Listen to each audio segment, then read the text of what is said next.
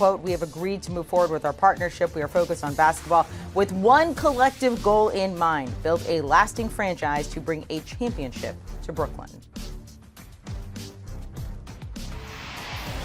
Let's welcome in NBA insider Bill Reiter here to discuss Kevin Durant staying with the Nets. Was there at some point, looking at all the teams out there, potentially what they could or couldn't give, that it looked like KD would end up staying?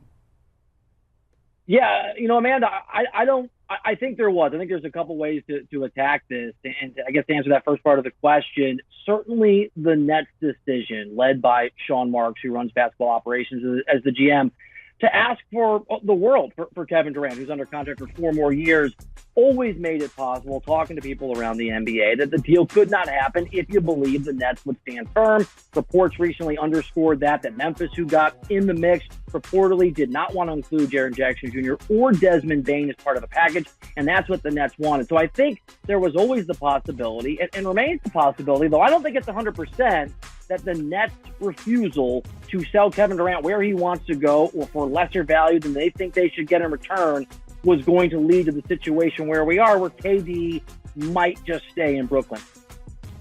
Look, you can always get in a fight and make up later. Chris and I do that on the daily. But it wasn't long ago that KD came out and said, look, get rid of Sean Marks, get rid of Steve Nash. If you want me to say, he said, I don't believe in the direction of the team. Are we really to believe that that is all water under the bridge now?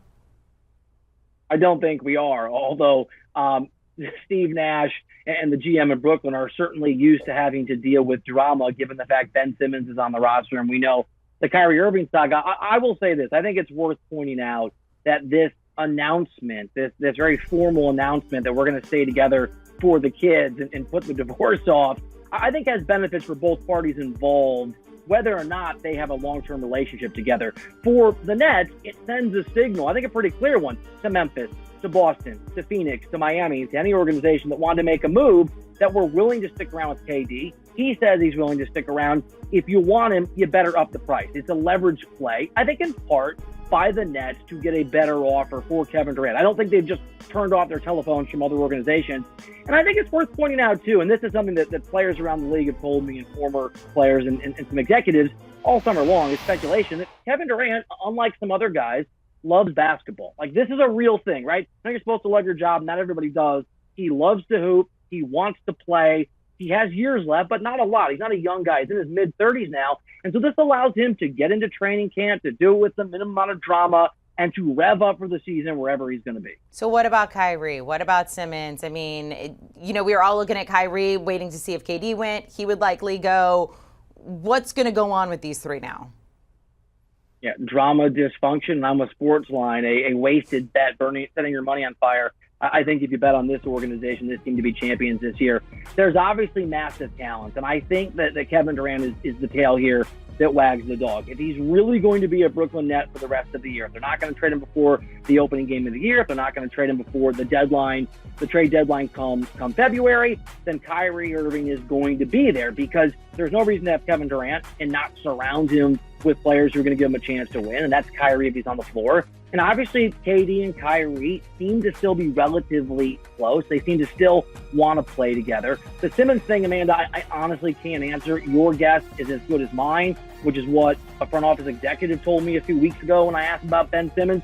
But if Kyrie plays, let's say, 65 or 70 games or more, it's a big if. And if Ben Simmons is out there and is healthy and is able to stay fit, which is a big if.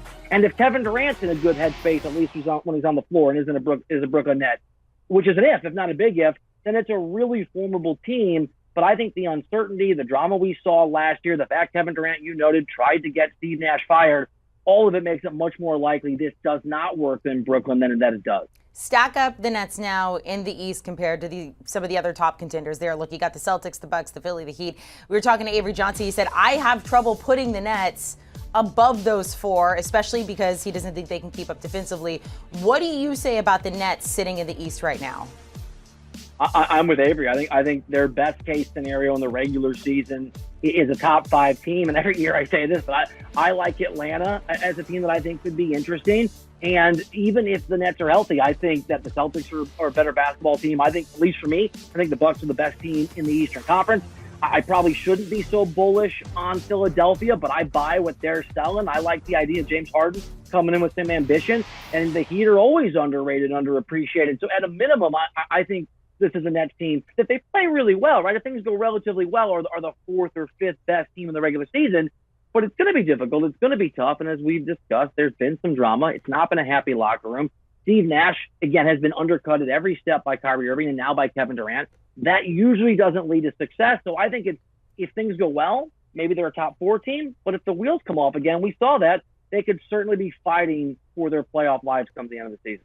What is the chance we get through the season without some major blow-up drama? And what is the chance all 3 are still with the Nets by the end of the season?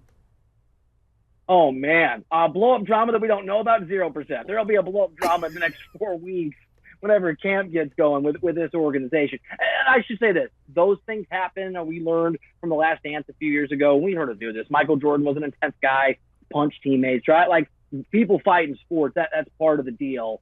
But drama that affects this team in a negative way, at least in the short term, I think, Amanda, is almost guaranteed if Kyrie Irving's a part of the team, if Ben Simmons is a part of the team. And now that Kevin Durant has gone to war and then asked for a truce with his GM and with his head coach, people he wanted fired. He went to the owners, you noted, and wanted them fired if he was going to stay. And now he's here. I think it's going to be drama the entire season long. It's very fitting that Game of Thrones prequel came out and we get this along with it. Like all the drama in the world. Bill Reiter, thank you so much for joining us here. Let's take a look at the odds to win the East right now. Kevin Durant, as of this point, he's there. Kyrie's there. Ben Simmons is there. Not sure if they'll be there by the end of the season.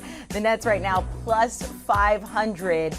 But if you heard there from Bill, also we talked to Avery Johnson earlier saying, look, I kind of put the Heat and the 76ers ahead of the Nets. Do you want a sports network that delivers everything that matters about the game? The highlights, the picks, the instant analysis, no yelling, no fake debates, no politics. Hit the subscribe button and never miss a moment.